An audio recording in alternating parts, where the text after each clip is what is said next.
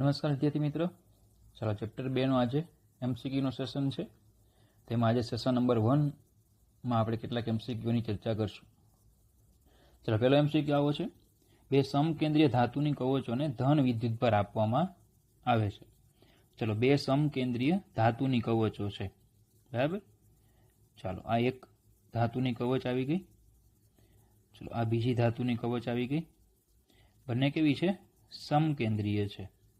બંને જે કવચો છે એ સમકેન્દ્રીય ધાતુની કવચો છે, બરાબર. ચલો, હવે આ કવચોને શું કહે છે કે ધન વિદ્યુતભાર આપવામાં આવે છે. તો ધારો કે આને આપણે Q2 વિદ્યુતભાર આપી દઈએ, આને આપણે Q1 વિદ્યુતભાર આપી દઈએ. ધારો કે આ જે અંદરની કવચ છે એની ત્રિજ્યા છે R1 અને બહારની જે કવચ છે એની ત્રિજ્યા છે R2. ચાલો, તો સ્થિતિમાનની ચર્ચા કરવાની કે ભાઈ કઈ કવચ ઉપર સ્થિતિમાન વધારે ને કઈ કવચ ઉપર સ્થિતિમાન ઓછું, બરાબર. તો ચલો, પહેલાં તો હું એમ કહું કે ધારો કે આ કવચ છે, કવચ 1, એમાં સ્થિતિમાન જો V1 હોય તો V1 એટલે એક તો એની ઉપર વિદ્યુતભાર છે Q1, એટલે કે Q1/R1 આટલું તો આવે છે, બરાબર. Q1ને કારણે તો અહીંયા સ્થિતિમાન આવે છે. બીજું, આની ઉપર Q2 વિદ્યુતભાર છે, તો Q2 વિદ્યુતભારની અંદરના ભાગમાં પણ બોલો સ્થિતિમાન હોય. તો Q2 કવચ હોય, બરાબર. Q2 કવચ કે બીજી જે કવચ છે એના અંદરના ભાગમાં સ્થિતિમાન કેટલું હોય? તો કે સપાટી જેટલું.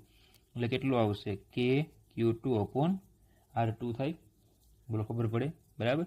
ચાલો, હવે આ જે કવચ છે ઉપરની, એની ઉપર સ્થિતિમાન ધારો કે V2 હોય, બરાબર. તો ચલો, પહેલાં તો એની ઉપર તો વિદ્યુતભાર છે Q2, એટલે પહેલાં તો કે Q2/R2 આટલું સ્થિતિમાન તો આવશે Q2 ને કારણે. ચલો, હવે પહેલી કવચ છે એનું બહારનું બિંદુ છે. બહારના બિંદુની ચર્ચા કરતા હોય તો બધો વિદ્યુતભાર કેન્દ્રમાં, તો આવશે કે Q1/R2. બધો વિદ્યુતભાર કેન્દ્રમાં હોય તો કેન્દ્રથી કેટલા અંતરે થાય? R2 અંતરે થાય, એટલે આટલું સ્થિતિમાન આવે. ચલો, હવે આમાં કોણ મોટું અને કોણ નાનું? તો જો કે ભાઈ આપણે અહીંયા આ તો બંનેમાં કોમન છે, કે Q2/R2, કે Q2/R2, બરાબર. હવે R1 અને R2, તો R1 નાના છે અને R2 મોટા છે. તો R1 નાના છે એટલે સ્થિતિમાન V1 મોટું થાય અને સ્થિતિમાન V2 કેવું થશે? નાનું. સ્થિતિમાન V1 મોટું મતલબ કે અંદરની કવચ. તો અંદરની કવચ ઊંચા સ્થિતિમાને હોય. અંદરની કવચ છે કેવી હોય? ઊંચા સ્થિતિમાને હોય, બરાબર. ચાલો, નંબર બીજો: કોઈ વસ્તુને વિદ્યુત સ્થિતિમાન હોવા છતાં તે વિદ્યુતભાર રહિત હોઈ શકે. તો જો દાખલા તરીકે ધારો કે હું આ જ રીતે ગોળાકાર કવચને ધ્યાનમાં લઉં, બરાબર. આ એક ગોળાકાર કવચ છે, બરાબર. ચાલો, આ એક બીજી ગોળાકાર કવચ છે, આના જેવી જ છે. એ જ ગોળાકાર બીજી કવચ છે અહીંયા ધારો કે. એટલે એક હું પ્રારંભ કહું છું, એકને હું અંત કહું છું. તો જોજો, ધારો કે પ્રારંભમાં હું આવી ચર્ચા કરું. પ્રારંભમાં ધારો કે ગોળાકાર કવચના કેન્દ્ર પર, ગોળાકાર કવચનું કેન્દ્ર છે ત્યાં Q વિદ્યુતભાર છે, એની ત્રિજ્યા છે R. તો બોલો, સપાટી ઉપર સ્થિતિમાન કેટલું આવશે? સપાટી ઉપર સ્થિતિમાન આવશે V = KQ/R. પણ સપાટી પર વિદ્યુતભાર છે નહીં, Q = 0.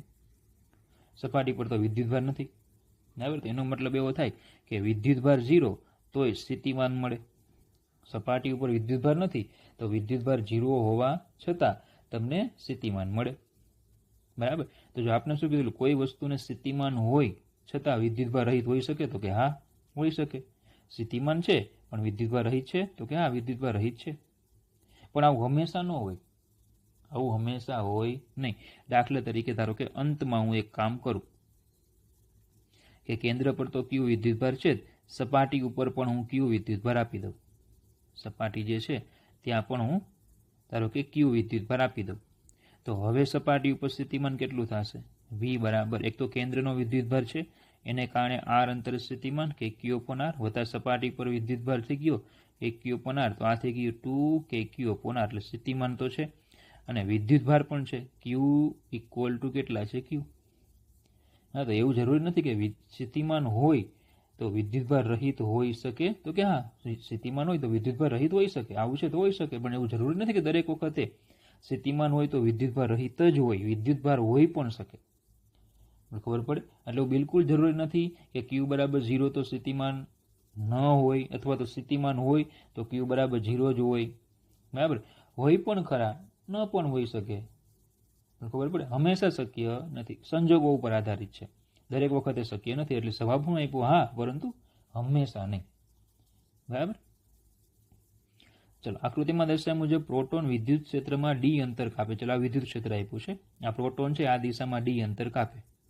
તો હવે ચલો પહેલા તો એટલું તમને ખ્યાલ છે કે પ્રોટોન છે એ ધન વિદ્યુત ભારી છે, તો વિદ્યુત ક્ષેત્રને કારણે એની પર બળ આમ લાગશે, વેક્ટર એફ ઈ, બરાબર. તો પછી આપણે આમ ગતિ કરાવી તો એફ એક્સટર્નલ છે આપણે આ દિશામાં લગાડવું પડે, જેથી કરીને પરિણામી બળ 0 થાય, બરાબર. આ પ્રોટોન પર વિદ્યુત ક્ષેત્ર વડે થતું કાર્ય કેવું? ચલો, વિદ્યુત ક્ષેત્ર વડે બળ આમ લાગે, સ્થાનાંતર આમ થાય છે, બંને વિરુદ્ધ દિશામાં છે, તો વિદ્યુત ક્ષેત્ર વડે થતું કાર્ય કેવું આવશે? ઋણ. વિદ્યુત ક્ષેત્ર વડે કાર્ય કેવું આવે? ઋણ. ચલો, ખબર પડી, બરાબર. પ્રોટોનની વિદ્યુત સ્થિતિ ઉર્જા, ચલો સ્થિતિ ઉર્જા કેટલી? તો ચલો, પ્રોટોન અહીંયા હોય ત્યારે ધારો કે અહીંયા સ્થિતિમાન V1 હોય તો એની સ્થિતિ ઉર્જા eV1 થાય. અહીંયા પહોંચે તો સ્થિતિમાન ધારો કે V2 હોય તો સ્થિતિ ઉર્જા eV2 થાય. હવે આપણે તમને યાદ હોય તો એવું કરાયું છે કે ક્ષેત્રની દિશામાં જતા, આવા વાક્યો તમને કીધા છે, ક્ષેત્રની દિશામાં જતા, બરાબર, સ્થિતિમાન ઘટે, સ્થિતિમાન ઘટે. ક્ષેત્રની વિરુદ્ધ દિશામાં અથવા તો વિરુદ્ધમાં જતા સ્થિતિમાન વધે, સ્થિતિમાન વધે. ક્ષેત્રને લંબ રૂપે જતા સ્થિતિમાન અચળ, બરાબર. તો ચલો, પ્રોટોન આપણો જે છે એ ક્ષેત્રની વિરુદ્ધમાં જાય, ક્ષેત્રની વિરુદ્ધમાં જાય એટલે સ્થિતિમાન વધે. તો ટૂંકમાં આવું લખાય કે ભાઈ V2 is greater than V1. સ્થિતિમાન વધે તો પછી eV2 is greater than eV1, તો U2 ગ્રેટર ધેન U1. તો સ્થિતિ ઉર્જા કેવી થાય? વધે. સ્થિતિ ઉર્જા કેવી થાય? વધે.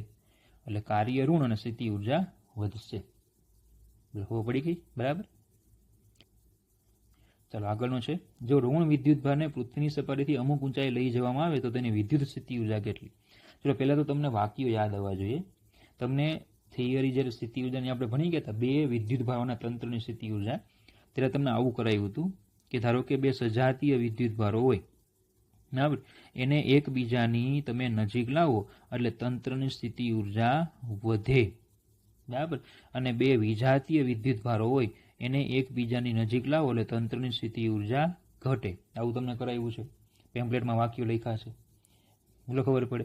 તો હવે જો આપણે અહીંયા શું આપ્યું છે કે ભાઈ આ ધારો કે પૃથ્વીની સપાટી છે, પૃથ્વી છે, પૃથ્વી પરથી એક ઋણ વિદ્યુત ભારિત આપણે ઇલેક્ટ્રોન લઈએ, ઋણ વિદ્યુત ભારિત આપણે કોઈ કણ લઈએ તો એને આપણે ઉપર લઈ જઈએ. હવે પૃથ્વીમાંથી એક ઋણ વિદ્યુત ભારિતને આપણે પદાર્થને ઉપર લઈ જઈએ, બરાબર, તો પછી અહીંયા એટલો જ, બરાબર, ધન વિદ્યુત ભાર પ્રેરિત થાય, બરાબર. પૃથ્વીની સપાટી પર, પૃથ્વી જ આપણે ખબર છે કે પૃથ્વી જે છે એ એનો વિદ્યુત ભાર એટલે ઇલેક્ટ્રોનનો વિદ્યુત ભાર છે. પૃથ્વીની સપાટી બેઝિકલી અત્યારે તટસ્થ છે, બરાબર, પણ પૃથ્વી પરથી એક ઋણ વિદ્યુત ભારને તમે ઉપર તરફ લઈ જાઓ છો, ઉપર લઈ જાઓ એટલે એટલો જ ધન વિદ્યુત ભાર પૃથ્વીમાં પ્રેરિત થાય. તો હવે આ વિદ્યુત ભારને તમે ઉપર તરફ લઈ જાઓ, એનો મતલબ કે પ્લસ અને માઇનસને દૂર લઈ જાઓ છો.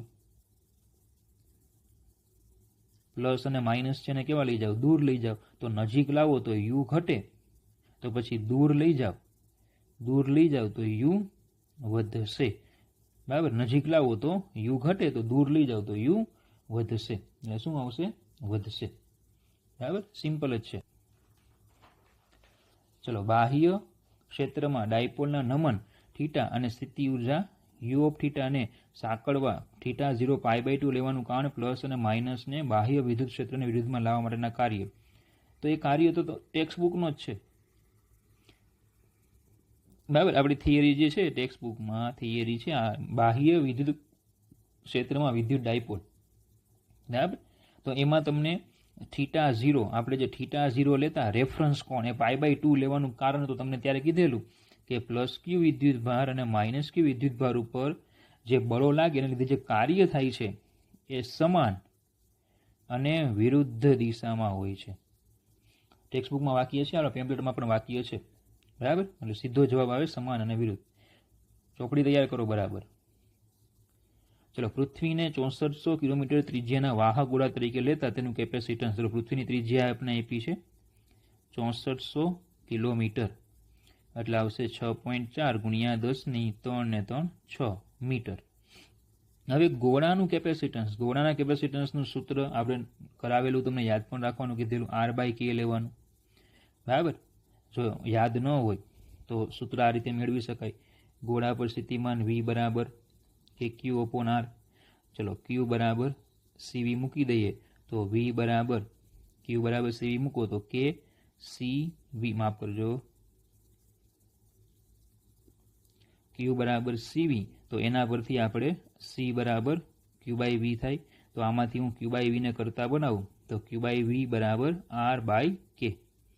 બરાબર. તો આ થઈ ગયું કેપેસિટન્સનું સૂત્ર. યાદ રાખવાનું છે Q/V અથવા તો R/K, એ આપણે પેમ્પલેટમાં છે જ. તો R 6.4 ગુણ્યા 10⁶, K 9 ગુણ્યા 10⁹, એટલે આ C થઈ જશે 0.711 × 10⁻³ ફેરેડ. તો C બરાબર 711.1 × 10⁻6 ફેરેડ, એટલે C બરાબર 711 માઇક્રો ફેરેડ. એટલે આપણે એ પાછું 712, એપ્રોક્સિમેટલી 712 લઈ શકાય. ચલો, એક કેપેસિટરનું કેપેસિટન્સ 10 માઇક્રોફેરેડ છે. એક કેપેસિટર છે એનું કેપેસિટન્સ જે છે એ 10 માઇક્રોફેરેડ છે, એટલે કે 10⁻5 ફેરેડ છે. તેના પરનો વિદ્યુત સ્થિતિમાનનો તફાવત 50 વોલ્ટ છે, એટલે V બરાબર જે છે એ 50 વોલ્ટ છે. હવે તેની બે પ્લેટ વચ્ચેનું અંતર અડધું કરવામાં આવે તો તેમના પરનો વિદ્યુત સ્થિતિમાન તફાવત કેટલો થશે? બે પ્લેટ વચ્ચેનું અંતર કેવું કરવામાં આવે? અડધું. તો ચલો, પહેલાં તો C બરાબર ε0A/d હોય. ચલો, આ જો અંતર આપણે અડધું કરીએ તો બગડો ઉપર જાય, તો એનો મતલબ કે કેપેસિટન્સ છે એ કેટલું થશે? 2C થશે. કેપેસિટન્સ કેટલું થાય? 2C થાય. હવે Q બરાબર CV, એના પરથી V બરાબર Q/C. તો વિદ્યુત ભાર તો અચળ રહે, તમે અંતર ખાલી બદલાવો છો, વિદ્યુત ભાર તો અચળ રહેવાનો, જેમાં કંઈ ફરક પડવાનો નથી. તો કેપેસિટન્સ કેવું થાય છે? બમણું. તો એનો મતલબ કે સ્થિતિમાન કેવું થશે? અડધું. એટલે V' કેવું થશે? V/2. એટલે પહેલાં 50 હતું તો 50/2, એટલે સ્થિતિમાન થઈ જશે 25 વોલ્ટ. એટલે ખબર પડે કેપેસિટન્સ બમણું થાય. બરાબર. Q બરાબર CV લઈ લો, V બરાબર Q/C. Q તો અચળ, કેપેસિટન્સ બમણું થાય, એનો મતલબ કે સ્થિતિમાન કેવું થાય? અડધું. કેપેસિટન્સ બમણું થાય એટલે સ્થિતિમાન અડધું થાય. તો 50/2 એટલે 25 વોલ્ટ. કેપેસિટરની પ્લેટો પર વિદ્યુતભાર વધારવામાં આવે. કેપેસિટરની પ્લેટો છે એની પર જો આપણે વિદ્યુતભાર વધારીએ તો પહેલાં તો C બરાબર ε0A/d છે, એટલે ટૂંકમાં આ સૂત્ર પ્રમાણે C તો કેવું રહીએ? અચળ, એને કંઈ ફરક પડે નહીં. તો સ્થિતિમાનમાં શું ફરક પડે? તો કે Q બરાબર CV, તો V બરાબર Q/C. વિદ્યુતભાર વધે એટલે સ્થિતિમાન વધે. તો પ્લેટો વચ્ચેનો વિદ્યુત સ્થિતિમાનનો તફાવત વધે અને Q કેવા રહીએ? અચળ રહીએ. આકૃતિમાં દર્શાવ્યા મુજબ A1A2 આડછેદ ધરાવતી બે પ્લેટો D અંતરે ગોઠવતા બનતા કેપેસિટરનું કેપેસિટન્સ કેટલું? તો હવે જો બે પ્લેટો આપી છે, અત્યાર સુધી આપણે એવું ભણી ગયા હતા કે બે પ્લેટો જે છે ને, બે પ્લેટ હોય તો એ બે પ્લેટથી કેપેસિટર બને. કે ભાઈ આ એક પ્લેટ છે અને આ બીજી પ્લેટ છે, તો એમાંનાથી કેપેસિટર બને. પણ જો બંનેના ક્ષેત્રફળ અલગ અલગ હોય, કે ભાઈ આ એક પ્લેટ છે ને આ ધારો કે બીજી પ્લેટ છે, બંનેના ક્ષેત્રફળ સરખા છે નહીં, અલગ અલગ છે, તો એટલું યાદ રાખવાનું કેપેસિટર જે છે એ હંમેશા બરાબર ઇક્વલ પ્લેટ્સ હોય ને એમની વચ્ચે બને. અને એમાં પણ શું થાય કે ભાઈ આવી જો અલગ અલગ પ્લેટો હોય તો કેપેસિટન્સ ખાલી આટલામાં જ બને, કારણ કે આની સામે તો કોઈ કંઈ છે જ નહીં. એટલે એ વિભાગમાં કોઈ કેપેસિટન્સ બનતું નથી, કેપેસિટન્સ ખાલી આટલા પોર્શનમાં જ બને. બરાબર. તો ટૂંકમાં આમાં કેપેસિટન્સ ક્યાં બનશે? તો કે આટલા વિભાગમાં જ બને. તો પછી આનું કેપેસિટન્સ કેટલું થાય? તો કે C બરાબર ε0. ચલો, આનું ક્ષેત્રફળ A1 હતું કે નહીં? તો ε0A/d, તો ε0A1/d. બરાબર. હંમેશા યાદ રાખવાનું કેપેસિટન્સ એ સરખી નાનામાં નાની પ્લેટ હોય ને એને ધ્યાનમાં લેવાની, એટલા વિભાગમાં બને, બાકીના વિભાગમાં કેપેસિટન્સ બને નહીં. ચલો, ખબર પડે? બરાબર. ચલો, બે સમાન ધાતુની પ્લેટોને Q1 અને Q2 વિદ્યુતભારો આપી તેમાંથી C કેપેસિટન્સ વાળું સમાંતર પ્લેટ કેપેસિટર બનાવતા તેમની વચ્ચે વિદ્યુત સ્થિતિમાનનો તફાવત કેટલો થાય? હવે બે સમાન ધાતુની પ્લેટો છે. ચલો આ ધાતુની પ્લેટો લીધી આપણે, આ એક પ્લેટ લીધી, આ બીજી પ્લેટ લીધી. બરાબર. એમને એમ કીધું કે વિદ્યુતભાર આપ્યો છે, તો કે આને ધારો કે આપણે આપી દીધો અહીંયા Q1 વિદ્યુતભાર, આને આપણે Q1 વિદ્યુતભાર આપ્યો અને આને આપ્યો Q2 વિદ્યુતભાર. હવે અહીંયા ધન આપો એટલે અહીંયા શું આવશે? ઋણ આવશે. હવે આ ઋણને કારણે આ ધન છે ને આ બાજુ આવી જશે અને પરિણામે આ વિભાગમાં અહીંયા શું આવશે? ઋણ આવશે. મને ખબર પડે. તો ટૂંકમાં એક પ્લેટ કેવી થાય? ઋણ વિદ્યુતભારિત, ને બીજું કેવું થાય? ધન વિદ્યુતભારિત. કેપેસિટન્સ આટલામાં બને, કેપેસિટન્સ છે આમાં બને. કેપેસિટર બનવા માટે હંમેશા એક પ્લેટ ધન વિદ્યુતભારિત અને એક પ્લેટ ઋણ વિદ્યુતભારિત હોવી જોઈએ, એટલે આ રચના આવી બની જાય.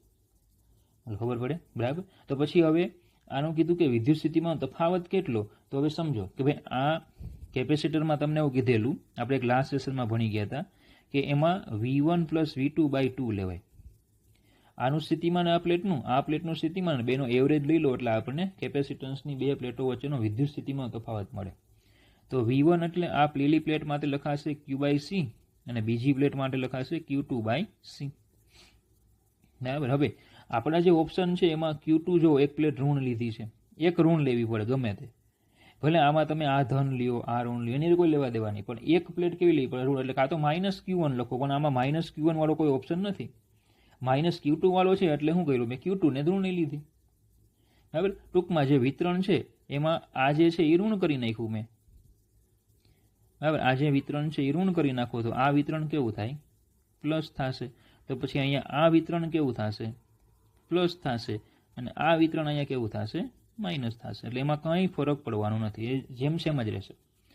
છેદમાં C એટલે આવશે Q1 - Q2/2C. આ થઈ ગયું સ્થિતિમાન. શું કામ આવું કરી શકાય? તો તમને મેં સમજાવ્યું છે કે Q = CV છે, એમાં જેમ વિદ્યુતભાર તમે વધારો તેમ V સમપ્રમાણમાં વધે છે. એટલે સમપ્રમાણમાં વધે તો પછી સ્થિતિમાન V એટલે બંનેના સ્થિતિમાનનો સરવાળો કરીને ભાગ્યા 2 કરી નાખો એટલે ચાલે. બરાબર. સમાંતર પ્લેટોવાળા કેપેસિટરની મધ્યમાં એક અવગણ્ય જાડાઈની ધાતુની પ્લેટ દાખલ કરવામાં આવે તો કેપેસિટરનું કેપેસિટન્સ. ચલો તમને આ સૂત્ર એક કરાવ્યું છે કે કેપેસિટરની બે પ્લેટો વચ્ચે આપણે કોઈ ધાતુની પ્લેટ દાખલ કરીએ. બરાબર. તો ધારો કે આ અંતર D છે, તો ધારો કે T જાડાઈની ધાતુની પ્લેટ દાખલ કરી તો હવે કેપેસિટન્સ C = ε0A/D - T થાય. જ્યારે આપણે ધાતુની પ્લેટને દાખલ કરીએ ત્યારે સૂત્રો પણ તમને સાબિત કરાયું છે. તો એનો મતલબ કે શું થાય? પ્રારંભમાં કેપેસિટન્સ કેટલું હોય? તો કે પ્રારંભમાં ε0A/D હોય. ધાતુની પ્લેટ દાખલ ન કરો ત્યારે કેટલું હશે? ε0A/D આવે ને જેવી પ્લેટ દાખલ કરો એટલે શું થાય? D માંથી T બાદ થાય, D માંથી T બાદ થાય એટલે અંતર ઘટે, છેદ ઘટે, છેદ ઘટે કેપેસિટન્સ વધે. પણ અહીંયા શબ્દ એક આપ્યો છે અવગણ્ય જાડાઈની. અવગણ્ય જાડાઈની મતલબ કે T જે છે એપ્રોક્સિમેટલી 0 મૂકી દો તો પછી આ જ આવી જાય. તો એનો મતલબ કે કેપેસિટન્સ બદલાય નહીં. અવગણ્ય જાડાઈ લખ્યું છે ને, અવગણ્ય જાડાઈ છે એટલે કેપેસિટન્સ બદલાય નહીં. બરાબર. ચલો, એક વિદ્યાર્થી પાસે બે કેપેસિટર છે. જો સમજી લો, જો બે કેપેસિટર છે એની પાસે, તે દરેકને એકલા શ્રેણીમાં અને સમાંતરમાં જોડી 3, 4, 12 અને 16 માઇક્રોફેરાડના કેપેસિટન્સ મેળવી શકે છે. બે કેપેસિટરને શ્રેણી અને સમાંતરમાં જોડવાથી એને આવા 4 કેપેસિટર મળે છે. તો તે બંને કેપેસિટરના મૂલ્યો કયા હશે? હવે જો આ ધારો કે ગમે એવડા મૂલ્યના કેપેસિટર હોય, બરાબર, એને તમે એકલા શ્રેણી અને સમાંતરમાં જોડો એટલે એક સરવાળો થાય, એને ગુણોત્તર લેવાય. તો 4 ને 3 કરો તો 12, તો આ મળી જાય. બોલો ખબર પડે. પણ જો એને સમાંતરમાં જોડો 3 અને 4 ને જો તમે માફ કરજો 4 ને 3 એટલે 7 થાય, તો અહીંયા 12 છે એટલે એ નહીં ચાલે. તો પછી 12 ને 3 કરો એટલે 15 થાય, તો અહીંયા છે જ નહીં. તો પછી 12 અને 4 કરો એટલે 16, તો જો અહીંયા થઈ જાય કે નહીં? તો હવે એનો મતલબ એવો થાય, જોજો આ ટૂંકમાં શું છે, તુક્કો છે, વિચારવું પડે એમ કે ધારો કે એક કેપેસિટર હું 4 માઇક્રોફેરાડનું લઈ લઉં અને એક કેપેસિટર છે મારી પાસે 12 માઇક્રોફેરાડનું હોય, તો હું આને હવે જો સમાંતરમાં જોડું તો C3 = 4 + 12 એટલે 16 વાળું મને મળી ગયું.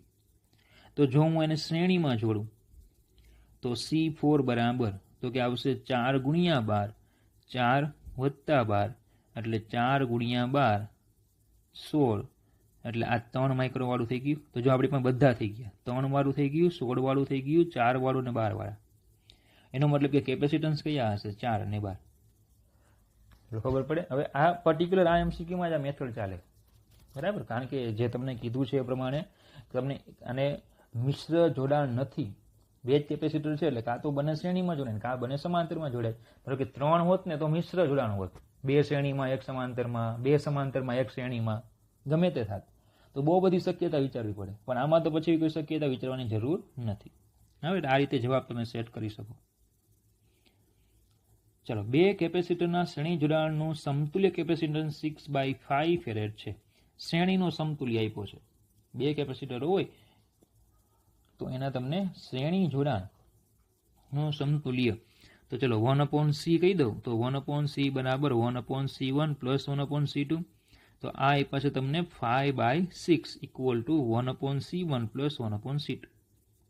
આ જોડાણમાંથી એક કેપેસિટર દૂર કરી નાખું. ધારો કે C1 ને આપણે કાઢી નાખીએ, C1 ને હું કાઢી નાખું તો મળતું કેપેસિટન્સ 2 ફેરેડ થાય છે. જો C1 ને હું કાઢી નાખું તો વધે કયું? C2 વધે. તો C2 બરાબર ટૂંકમાં શું આપ્યા તમને? 2. C1 ને કાઢી નાખો તો કેટલું કેપેસિટન્સ મળે છે? તો કે 2. તો એનો મતલબ કે C2 બરાબર શું થઈ જશે? 2. તો C2 છે અહીંયા મૂકી દો તો આ થશે 5/6 ઇક્વલ ટુ 1/c1 પ્લસ 1/2. તો 1/c1 બરાબર 5/6 માઇનસ 1/2.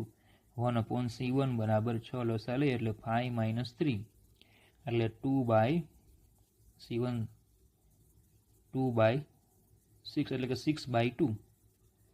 તો C1 બરાબર 3 ફેરેડ. બરાબર. ચલો, આ બહુ મસ્ત એમસીક્યુ છે. એક કેપેસિટરની બે પ્લેટ વચ્ચેનું અંતર 5x છે. ચાલો જોજો, બરાબર ધ્યાન આપજો. બહુ જોરદાર એમસીક્યુ છે. બોર્ડના ઇતિહાસમાં બહુ બધી વખત પ્રશ્ન પૂછાઈ ગયો છે, એટલે કે એમસીક્યુ પૂછાઈ ગયો છે. તો ધારો કે આપણી પાસે એક કેપેસિટર છે. એ કેપેસિટરની બે પ્લેટો વચ્ચેનું અંતર જે છે એ આપ્યું છે 5x. તેમની વચ્ચેનું વિદ્યુત ક્ષેત્ર E0 છે, એટલે હવાનું માધ્યમ હોય ત્યારે. હવે તેમની વચ્ચે x જાડાઈનું અને ડાયલેક્ટ્રિક અચળાંક 3 ધરાવતું એક ચોસલું એક પ્લેટને અડકીને મૂકવામાં આવે. તો ચલો, અહીંયા તમારે મૂકી દેવાનું છે એક ચોસલું. બરાબર. એક પ્લેટને અડકીને મૂકવામાં આવે તો એનું જે આ ડિસ્ટન્સ છે આપણે આપ્યું છે, જાડાઈ x આપી છે, તો બાકી જે વધે કેટલી વધે? 4x વધે. બાકી વધશે કેટલી? 4x. અટકીને મૂકવામાં આવે. આ સ્થિતિમાં બે પ્લેટ વચ્ચેનો PD કેટલો? એટલે કે આ જે બંને પ્લેટો છે એ પ્લેટ વચ્ચેનો PD V કેટલો આપણે ગણવાનું. હવે અહીંયા એટલું તો ખબર છે, ડાયલેક્ટ્રિક મૂકો એટલે ક્ષેત્ર બદલાઈ જાય. આનું ડાયલેક્ટ્રિક અચળાંક આપ્યો છે આપણને 3. ક્ષેત્ર બદલાય એટલે સ્થિતિમાન બદલાય. તો પછી એમ કહે કે ભાઈ અહીંયા સ્થિતિમાન V1, આનું સ્થિતિમાન V2, તો કુલ સ્થિતિમાન V એટલે V1 પ્લસ V2. ચલો, હવે આપણે ખ્યાલ છે કે ભાઈ E બરાબર V/d, તો V બરાબર E ઇન્ટુ d. તો ચલો, પહેલા માટે V1 લઈએ તો ક્ષેત્ર E, d એટલે x, અંતર x, ને બીજા માટે ક્ષેત્ર E0, અંતર 4x. ચલો, હવે એ પણ ખ્યાલ છે કે ડાયલેક્ટ્રિકની હાજરીમાં સ્થિતિમાન છે એ કેમાં ભાગનું થાય, એટલે E બરાબર E0/k ઇન્ટુ x વત્તા E0 4x. તો V બરાબર E0x/3 પ્લસ 4E0x. તો 12 ને 1 13 13E0x/3. 13E0x/3. આ પ્રમાણે તમને આન્સર મળે. બરાબર. બહુ જોરદાર પ્રશ્ન છે, આ બહુ બધી વાર પૂછાઈ ગયો છે. 15મો, 3 અને 6 માઇક્રોફેરેડ કેપેસિટર ધરાવતા બે કેપેસિટરોને શ્રેણીમાં જોડી. ચલો, બે કેપેસિટરો છે એને આપણે શ્રેણીમાં જોડવાના છે. ચલો, આ એક કેપેસિટર, બીજું કેપેસિટર. C1 બરાબર 3 માઇક્રોફેરેડ, C2 બરાબર 6 માઇક્રોફેરેડ શ્રેણીમાં જોડી 120 વોલ્ટના વિદ્યુત સ્થિતિમાં તફાવત લાગુ પાડવામાં આવે છે. ચલો, અહીંયા બેટરી જોડી દઈએ. 120 વોલ્ટનો વિદ્યુત સ્થિતિમાં તફાવત લાગુ પાડવામાં આવે છે. 3 માઇક્રોફેરેડ કેપેસિટર ધરાવતા કેપેસિટર્સના બે છેડા વચ્ચે વિદ્યુત સ્થિતિમાં તફાવત કેટલો? કે અહીંયા V1 કેટલા એ ગોતવાના. ધારો કે અહીંયા છે V2. બરાબર. તો ચલો, શ્રેણી છે, શ્રેણીમાં શું સમાન હોય? વિદ્યુત ભાર સમાન હોય. Q Q1 બરાબર Q2 તો Q બરાબર CV તો C1 V1 બરાબર C2 V2 બોલો ખબર પડે. ચાલો આને આમ લખાય કે V1 upon V2 બરાબર C2 બાય C1 તો આને આમ પણ લખી શકાય V1 upon V1 plus V2 બરાબર C2 upon C1 plus C2 આમાંથી V1 ને કરતા બનાવો એટલે બોલો V1 પ્લસ V2 એટલે શું લખાય V તો C2 upon C1 plus C2 into V તો આવશે V1 બરાબર ચલો C2 એટલે 6 ટોટલ V આપણને આપ્યો છે 120 છેદમાં 2 નો સરવાળો એટલે 9 તો V1 આપને મળી જશે 80 V1 બરાબર 80 વોલ્ટ. બરાબર સિમ્પલ છે ને V2 કીધો હોય તો 120 માંથી 80 બાદ કરી નાખવાના. ચલો આકૃતિમાં A અને B વચ્ચે સમતુલ્ય કેપેસિટન્સ ગોતો. સમતુલ્ય કેપેસિટન્સ 1 માઇક્રોફેરેડ છે તો C નું મૂલ્ય કેટલું હોય જો એટલે તો આકૃતિ જે છે એમાં આ બંને સમાંતરમાં છે એટલે આનો સમતુલ્ય 7 માઇક્રોફેરેડ થઈ જાય તો પછી C અને 7 એ બંને કેવા થાય શ્રેણીમાં હોય તો પછી C ઇક્વિવેલન્ટ C ગુણ્યા 7 ના છેદમાં C વત્તા 7 ને આ ઇક્વિવેલન્ટ આપણે આપ્યો છે 1 બધું માઇક્રોમાં જ છે એટલે C બરાબર 7C બરાબર C પ્લસ 7 એટલે 6C બરાબર 7 તો C બરાબર 7/6 બધું માઇક્રોમાં હતું. બરાબર ઇઝી જ હતો. ચલો આકૃતિમાં દર્શાવ્યા પ્રમાણે 3 પ્લેટો ABC વડે રચાતા કેપેસિટરના મૂલ્યો નીચે મુજબ છે. પ્લેટ AB માટે A અને B વચ્ચે 3નું BC વચ્ચે 4નું તો સંપૂર્ણ ચાર્જ પરિસ્થિતિમાં આ રચનાનું સમતુલ્ય કેપેસિટન્સ કેટલું થાય. હવે જો પહેલા તમને પ્લેટો આપી છે 1 2 અને 3 તો એમ કહે છે કે અહીંયા એક કેપેસિટર બને છે આ બે પ્લેટ વચ્ચે ને અહીંયા બીજું બને છે. હવે પહેલા આપણે એ ચેક કરવું પડે. સમજો બે કેપેસિટર બને ને બે કેપેસિટર બને એક કેપેસિટરમાં કેટલી પ્લેટ હોય 2 તો બે કેપેસિટરમાં કેટલી પ્લેટ હોવી જોઈએ 4 પ્લેટથી જ બને એ સીધી વાત છે. પણ જો તમારે 4 પ્લેટ ન લેવી હોય તો 3 પ્લેટનો ઉપયોગ કરવાથી પણ બે બની જાય. એમાં એક બી નંબરની બીજી જે પ્લેટ છે એ આ બંનેમાં કેવી હોય કોમન. બીજી જે છે બી એ બંનેમાં કેવી કરી નાખવાની કોમન કરી નાખો તો તમને 4 પ્લેટની જગ્યાએ 3 પ્લેટમાંથી બે કેપેસિટર બને. પણ હવે આપણે જ્યારે પરિપથ કરવાના હોય સોલ્વ આ તમારે સોલ્વ કરવું હોય તો તમારે ઓરિજિનલ બે કેપેસિટર કઈ રીતે જોડાયેલા છે એ ગોતવું પડે. બરાબર હવે જો એના માટે હું શું કરું કે આ ધન છેડો છે બેટરીનો. બરાબર તો આપણે ધન છેડાથી શરૂઆત કરીએ કે ભાઈ ધારો કે અહીંયા અમે બેટરીનો ધન ધ્રુવ લીધો આ થઈ ગયો ઋણ ધ્રુવ. હવે કઈ પ્લેટ ક્યાં જોડાયેલી છે આપણે લઈએ તો ચલો પહેલા તો ધન ધ્રુવ છે એની સાથે બે પ્લેટ જોડાયેલી છે એક A છે અને એક C છે તો હું ધન જે છેડો છે એની સાથે હું બે પ્લેટને જોડી દઉં. એક થઈ ગઈ આ A અને એક થઈ ગઈ આ C. A અને C બંને જોડાઈ ગઈ તો A પ્લેટ એ B સાથે એક બનાવે એટલે B પ્લેટ લઈ લેવાની અને C છે એ પણ B સાથે એક બનાવે અને B હોય તો એ તો બે વાર લીધી એટલે એ બંને તો જોડાયેલી જ હોય અને B પ્લેટ એ ઋણ સાથે જોડાયેલી છે એટલે ઋણ સાથે જોઈન્ટ કરી દો. તો આ પ્રમાણે કેપેસિટર બને. આ છે C1 ને આ છે C2. એટલે તમારે જરા જોવું પડે આમાં કે બીજી પ્લેટથી બે બને છે તો બી નંબરની પ્લેટ છે ને એ કોમન આવી જાય. બીજું તમારે ધ્યાન એ રાખવાનું કે બી પ્લેટ ઋણ સાથે જોઈન્ટ છે અહીંયા તો જ્યાં જ્યાં પણ બી પ્લેટ લ્યો ને એ ઋણ સાથે જોઈન્ટ હોવી જ જોઈએ. બીજું એ ધ્યાન રાખવાનું કે જેટલી તમે સરખી પ્લેટ લ્યો ને કે ભાઈ બી પ્લેટ બે વાર લીધી તો એ બંને પણ જોઈન્ટ જ હોવી જોઈએ. એ ખાસ ધ્યાન રાખવાનું. હજી આગળ આવા MCQ છે તો ચલો C1 C2 બંને કેવા છે સમાંતરમાં તો પછી C ઇક્વિવેલન્ટ બરાબર C1 પ્લસ C2 એટલે 3 વત્તા 4 7 માઇક્રોફેરેડ. બરાબર.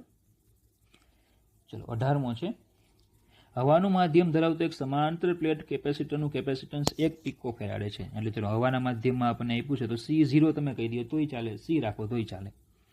1 પિકોફેરાડે છે એટલે કે 10⁻12 ફેરાડે છે એટલે એ બેઝિકલી ε0A/d લખાય. જો પ્લેટ વચ્ચેનું અંતર બમણું કરી બે પ્લેટ વચ્ચે મીણ ભરવામાં આવે. હવે મીણ ભરવો એટલે ડાઇલેક્ટ્રિક ભેળો તો કેપેસિટન્સ કે ε0A/d ડીની જગ્યાએ 2d કારણ કે અંતર બમણું કરેલું છે અને મીણ ભરી દીધું એટલે કે લખવાનું 2d લખવાનું. તો તેનું કેપેસિટન્સ બમણું થાય છે. એટલે કે પહેલાં C0 હતું, હવે શું થાય છે? 2C0 થાય. તો મેગ્નો ડાયલેક્ટ્રિક અચળાંક કેટલો? તો આને અહીંયા મૂકી દો તો 2 એપ્સિલોન 0A/d. તો ચલો એપ્સિલોન 0A/d ઉડે તો k બરાબર 4. આ બંને પરથી આ અને આ જુઓ, એપ્સિલોન 0A/d ઉડે તો k બરાબર 4. ડાયલેક્ટ્રિક 4 હોય. બરાબર.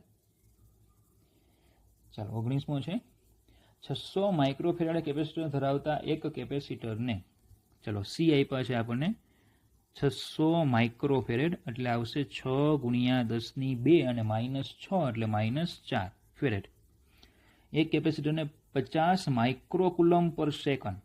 હવે કુલમ પર સેકન્ડ કોનો એકમ હોય? વિદ્યુત પ્રવાહનો હોય. જોજો આ બહુ થયા ચેપ્ટર 2 માં, ચેપ્ટર 3 નો કન્સેપ્ટ છે. માઇક્રોકુલમ પર સેકન્ડ એટલે થઈ જશે 5 ગુણ્યા 10⁻5 કુલમ પર સેકન્ડ. ચાર્જિંગ કરવામાં આવતું હોય તો સ્થિતિમાન V બરાબર 10 વોલ્ટ વધારવા માટે કેટલો સમય લાગે? સમય ગોતવાનો. તો I બરાબર Q/T છે ને, એમાં સમય આવે. બરાબર. તો આ રીતે લઈએ કે ભાઈ I બરાબર Q/T, એમાંથી T ને કરતા બનાવો એટલે આવશે Q/I. Q બરાબર CV/I. બસ આ થઈ ગયો જવાબ. C આપ્યા છે 6 ગુણ્યા 10⁻4, V બરાબર 10⁻1 અને I બરાબર 5 ગુણ્યા 10⁻5. બરાબર. એટલે આ થઈ જશે 1.2 ગુણ્યા 10⁻2 એટલે કે 120 સેકન્ડ. બરાબર. ચલો A અને B વચ્ચે સમતુલ્ય કેપેસિટન્સ ગોતો. જો પરિપથ આ રીતે આપ્યો છે, એમાં આ કેપેસિટર તમે જુઓ, આ બહુ મહત્વનું છે. એના બંને છેડા જો ભેગા કરી દીધા છે. કેપેસિટરના બંને છેડા તમે ભેગા કરો ને, શોર્ટ થઈ જાય, એ પરિપથમાં નકામું થઈ જાય. એટલે પંખામાં કેપેસિટર હોય, એ કેપેસિટર તમે કાઢી લ્યો, એના બંને છેડા તમે ભેગા કરશો ને, તીખાળો ઉઠશે અને એ શોર્ટ થઈ જશે. શોર્ટ થઈ ગયેલું કેપેસિટર એ પરિપથમાં કોઈ કામનું ન હોય એટલે આ નીકળી જાય. તો હવે સમતુલ્ય પરિપથ આ રીતે બને.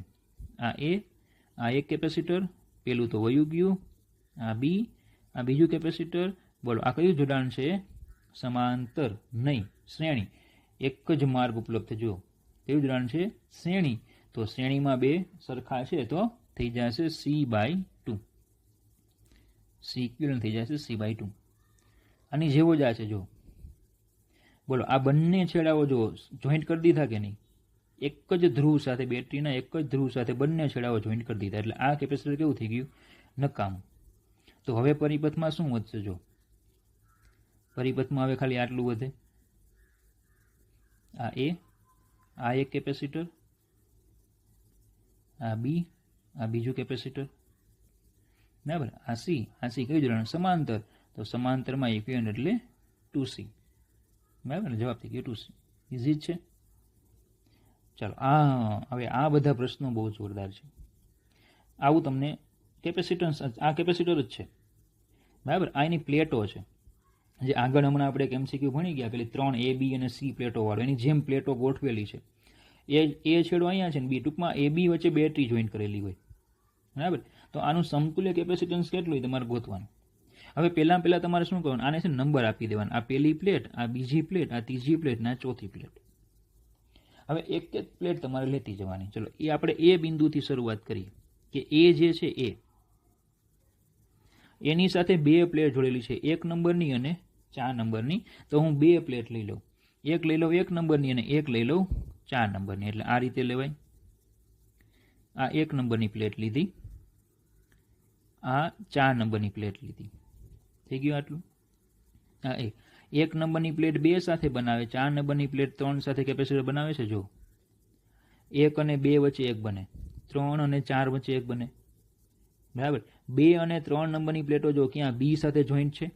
તો પછી 2 નંબરની પ્લેટ અને 3 નંબરની પ્લેટ એ બંનેને ક્યાં જોઈન્ટ કરી દેવાની? B સાથે જોઈન્ટ કરી દેવાની. એટલે હવે જો 1 અને 2 વચ્ચે 1 બનતું હતું, એ આવી ગયું. 3 અને 4 વચ્ચે 1 બનતું હતું, બોલો એ આવી ગયું. હવે 2 અને 3 ની વચ્ચે 1 બને કે નહીં? તો કે પહેલા તો હમણાં આગળ પ્રશ્ન ભણી ગયા કે આ બંને પ્લેટો જો ક્યાં જોઈન્ટ કરી છે? B સાથે જ જોઈન્ટ કરી છે કે નહીં? એનો મતલબ કે આ બંને પ્લેટો એક જ સ્થિતિમાં છે. તો અહીંયા વચ્ચે કેપેસિટર બને નહીં. બંને પ્લેટો ટૂંકમાં આ કેપેસિટર શોર્ટ થઈ ગયેલું છે એવું કહેવાય. એટલે અહીંયા કેપેસિટર બને નહીં, તો બે જ કેપેસિટર બને. ખબર પડે. હવે ચેક કરી શકો તમે કે 1 અને 4 નંબર એ સાથે જોઈન્ટ છે તો કે હા, 2 અને 3 નંબર બી સાથે જોઈન્ટ છે તો કે હા. તો આનું કેપેસિટન્સ સી, આનું કેપેસિટન્સ સી સમાંતરમાં છે એટલે 2c, એટલે થાય 2ε0 a/d. બરાબર. હજી આવા 2-3 પ્રશ્નો આગળ છે. ઓકે, તો એ એક બિંદુથી શરૂઆત કરો, ધીમે ધીમે કેપેસિટન્સ આખું તમે તૈયાર કરતા જાઓ એટલે થઈ જાય. ચલો, 6 સમાન કેપેસિટરોને સમાંતરમાં જોડવાના. 6 સમાન કેપેસિટરોને સમાંતરમાં જોડો. 10 વોલ્ટની બેટરી વડે વિદ્યુત ભારિત કરો. એટલે સીધી વાત છે કે દરેક કેપેસિટર 10 વોલ્ટ સુધી ચાર્જ થાય. 10 વોલ્ટની બેટરી જોઈન કરો એટલે બધા કેપેસિટર 10 વોલ્ટ સુધી ચાર્જ થાય. હવે તેમને અલગ કરીને એકબીજા સાથે શ્રેણીમાં જોડો. એટલે કે 10 વાળા બધા કેવા જોડાય? 10 વાળા બધા કેવા જોડાય? શ્રેણીમાં. તો પછી બરાબર, આ જોડાણની મુક્ત પ્લેટો વચ્ચેનો, એટલે કે પેલા કેપેસિટરની આ પ્લેટ અને આ કેપેસિટરની છેલ્લી પ્લેટ, એમની વચ્ચે વિદ્યુત સ્થિતિમાંનો તફાવત કેટલો? તો બધા 10 વાળા જોડાણા એવા કેટલા છે આપણી પાસે? 6. એટલે વોલ્ટેજ થઈ જશે 60. પેલા બધાને સમાંતરમાં જોડો એટલે 10 બધાને વોલ્ટેજ સુધી ચાર્જ થાય. હવે બંને અલગ કરી નાખો. અલગ કરીને પછી શું કરો? એને બધાને શ્રેણીમાં જોડો એટલે ટોટલ વોલ્ટેજ કેટલો થાય? 60 થાય. ચલો, ધાતુની એક સમાન 6 ચોરસ પ્લેટોને આકૃતિ મુજબ ગોઠવેલ છે. એટલે 6 પ્લેટ છે. જો કઈ કઈ જો તો કે આ 1, આ 2, આ 3, આ 4, આ 5 ને આ 6. દરેક પ્લેટની લંબાઈ, તો આ ગોઠવણીનું કેપેસિટન્સ કેટલું? ચલો, હમણાં તમને આગળ કીધું કેપેસિટર બે ઊભી પ્લેટ વચ્ચે બને એટલે એક કેપેસિટર અહીંયા બને, એક કેપેસિટર અહીંયા બને. 2 નંબર અને 5 નંબરની જે પ્લેટો છે ને એ તાર તરીકે વર્તે, જે બંને કેપેસિટરોની 1 અને 3 નંબરની પ્લેટને જોડે બીજા નંબરની પ્લેટ, અને 4 અને 6 ને જોડે 5મા નંબરની પ્લેટ. તો જો પહેલા તો 1 અને 4 વચ્ચે એક કેપેસિટર બનશે, આ 1 નંબર, આ 4 નંબર. બીજું બનશે 3 અને 6 વચ્ચે બને, અને જે 2 નંબરની પ્લેટ છે એ તાર તરીકે વર્તે અને 5 નંબરની પ્લેટ તાર તરીકે વર્તે અને કેપેસિટરને આ રીતે જોઈન્ટ કરે. તો પછી આનું કેપેસિટન્સ C1, આનું કેપેસિટન્સ C2 હોય. આ અંતર D છે, આ અંતર 3D છે. તો C1 બરાબર લખાય ε0 a/d અને C2 બરાબર લખાય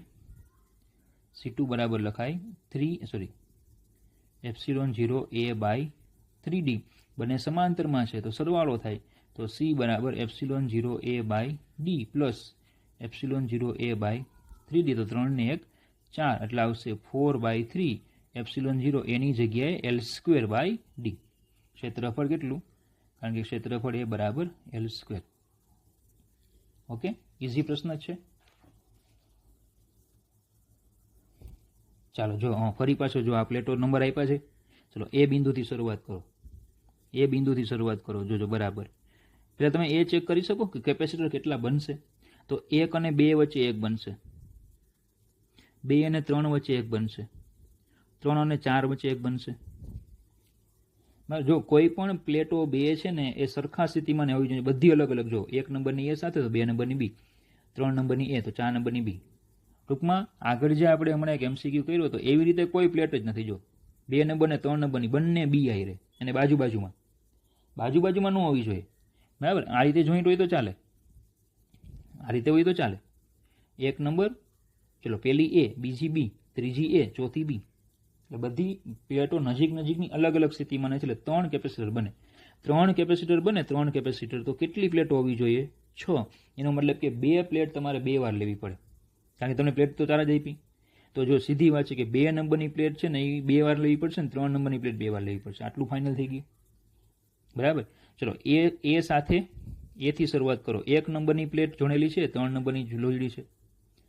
બરાબર. તો જો હું આ રીતે લઉં છું. આ મેં લીધી 1 નંબરની પ્લેટ, આ મેં લીધી 3 નંબરની પ્લેટ. તો 1 નંબરની પ્લેટ 2 સાથે બનાવે, 3 નંબરની પ્લેટ એ 2 સાથે બનાવે છે. 1 નંબરની પ્લેટ અને 2 વચ્ચે બને, 3 નંબરની પ્લેટ અને 2 વચ્ચે બને છે. અને બંને 2 નંબર હોય, બંને નંબરો સરખા હોય તો એ જોઈન્ટ હોય. અને 2 નંબરની પ્લેટ ક્યાં જોઈન્ટ છે? બી સાથે. એટલે બોલો, આ બી સાથે થઈ ગઈ. કયા આવી ગયા? તો કે આ આવી ગયું અને આ આવી ગયું. હવે 4 અને 3 વચ્ચે બને તો 3 નંબરની પ્લેટ હજી એક લઈ લો. કારણ કે એ સાથે જોઈન્ટ છે એટલે આ બાજુ આવશે, 4 નંબરની પ્લેટ એ બી સાથે જોઈન્ટ છે એટલે આ બાજુ આવશે, એટલે બોલો આ જોઈન્ટ થઈ ગઈ. તો આ થઈ ગયો C1, આ થઈ ગયો C2, આ થઈ ગયો C3, બધા કેવા સમાંતરમાં છે એટલે C ઇક્વિવેલન્ટ બરાબર માફ કરજો 3C, એટલે આવશે 3ε0A/D. ખબર પડે? એટલે બહુ ધ્યાનથી આવા પ્રશ્નો કરવા પડે તો જ ખ્યાલ આવશે. બરાબર. ચલો 27મો, વિદ્યુત ભારિત ગોળાકાર કવચના બહારના વિસ્તારમાં ઉર્જા ઘનતા. બરાબર, તો ઉર્જા ઘનતાનું સૂત્ર તમને યાદ હશે કે ρE બરાબર 12ε0E². તો વિદ્યુત ભારિત ગોળાકાર કવચ હોય, ધારો કે Q વિદ્યુત ભાર હોય, તો એના બહારના ભાગમાં ધારો કે R અંતર લો, તો ત્યાં ક્ષેત્ર કેટલું થશે કે Q/R². તો આવશે 12ε0, અથવા તો E લખાશે 1/4πε0 Q/R². તો ચલો અહીંયા મૂકી દો, તો આવશે Q/4πε0 R² વર્ગ, એટલે આવશે 1/2ε0 Q²/16 π²ε02 R⁴. એટલે થઈ જશે Q²/32 π²ε0 R⁴. હવે સિમ્પલ જ છે. ઓકે, તો ચલો આ TPM1 હતું, ચેપ્ટર 2 TPM1. એમાં તમે જે ડિફિકલ્ટીઝ આપેલી હતી એમાં 26 MCQ તમે મને આપ્યા હતા. ઓકે, તો આટલું જ રાખીએ. Thank you.